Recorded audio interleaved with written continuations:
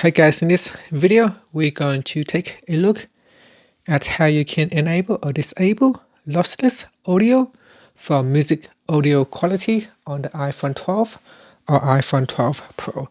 So let's first go back to the home screen by swiping up at the bottom of the screen.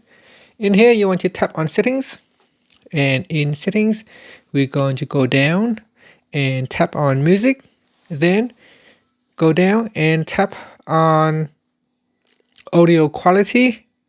Next, at the top, tap on lossless audio. So tap on the switch to turn it on or off. Once this is switched on, you'll have some additional options that you can change. And they say that lossless files preserve every detail of the original audio. Turning this on will consume significantly more data. And that's it.